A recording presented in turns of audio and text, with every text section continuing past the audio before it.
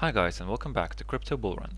Today we'll be talking about Storj, what the coin is about, and my price prediction for this cryptocurrency. So if you're interested in this coin or any other coins that could be rising in the very near future, or cryptocurrency reviews in general, please do subscribe, hit the notification bell, and leave a like, as this really helps out with the channel, and you'll also be able to be the first to hear about the release of my new videos. So let's get into the coin. So Storj is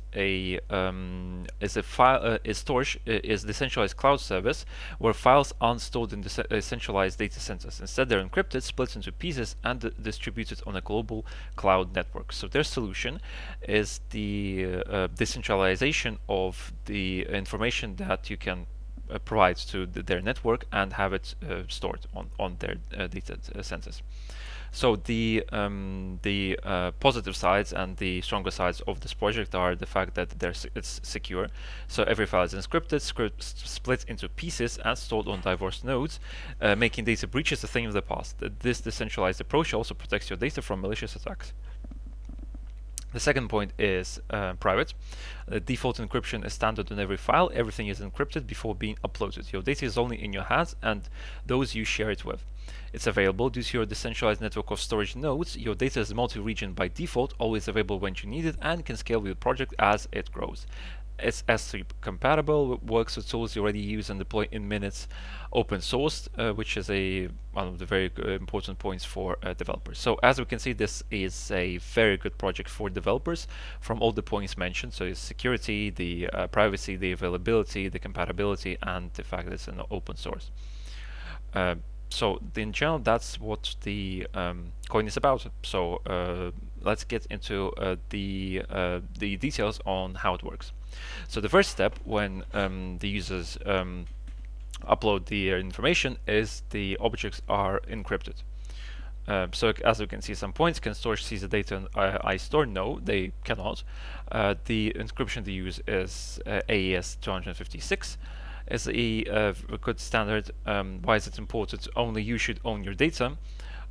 So using their project and their cryptocurrency, you can store your information in many, and it's divided into many different points of location. So if there is some breach in some case, firstly, if in some way they do get the information, it would only be a very small part of it, very small and insignificant part. And then all the other ones would be stored independently and protected from all the other points. But when you do need it, it's being connected, and then you can have access to it.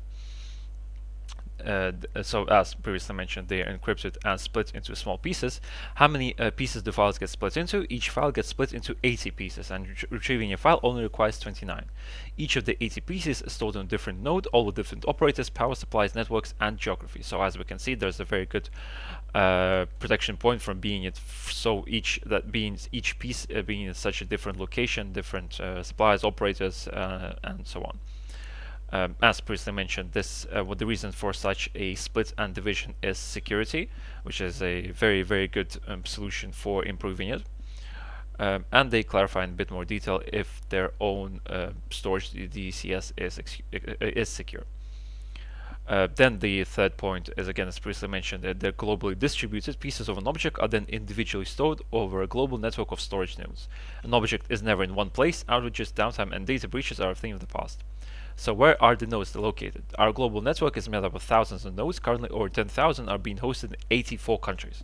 So that's already incredible, being wow, just wow, in 84 countries and 10,000 nodes. So the possibility of breaching one node of your project and another one is very minuscule.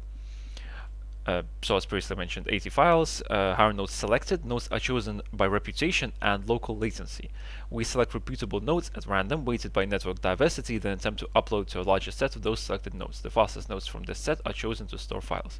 So as we can see, there's a good division on deciding where exactly they are located from a security standpoint, but also from this speed of access to your files are also taken into account, and there's also a very important point for developers as well.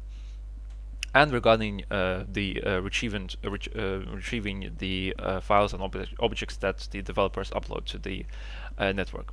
So when you receive an object, as previously mentioned, only 29 of the 80 pieces are needed to reconstruct the object. With no central point of failure, your data is always quickly available all over the world.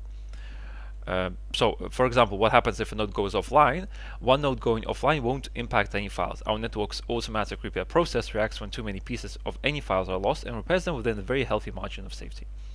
So, as we can see, they provide a very good solution for an existing problem for developers specifically. If someone is working on a very sensitive project, for example, a med tech company which has very sensitive information regarding patients, or some startups which are just starting off and having some other companies having access to their information, would disrupt and probably even finish off the startup that's just started working on their projects.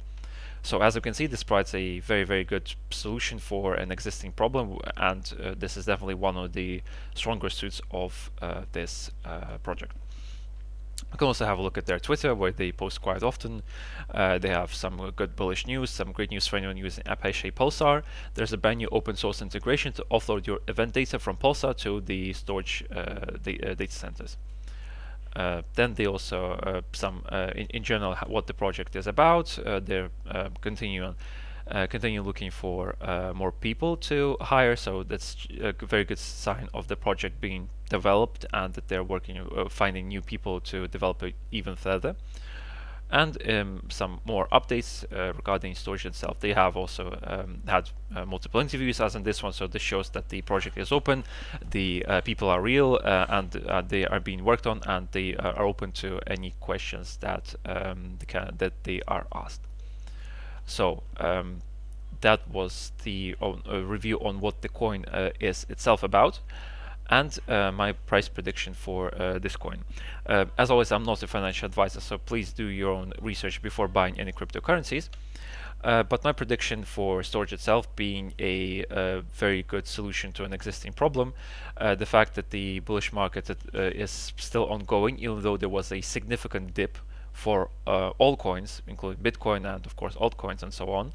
A lot of indicators showed that the bull market will continue on. This is just one of the quite bigger but corrections in the market, and that it should go back to, at the very least, the previous numbers.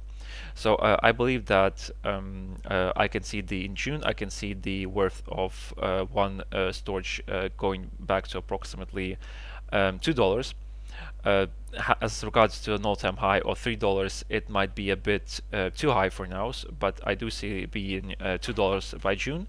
By the end of the year, it should definitely reach its all-time high again, and probably be around $5 if we do take into account that they continue showing that they're working on the project, having more announcing more partnerships, and that the bullish trend of the crypto market would still be ongoing by that time. So that was my review on the coin. Tell me what you think about this project and the price prediction. Do you think that this project is as good as described? Do you think they'll reach the price higher, slower, or some other, or do you see some completely other development for this specific coin? Do tell me what you think in the comments below. Thank you very much for joining me in today's video. Please have a look once I release a new video in the next day, tomorrow. Have a great day, and bye bye.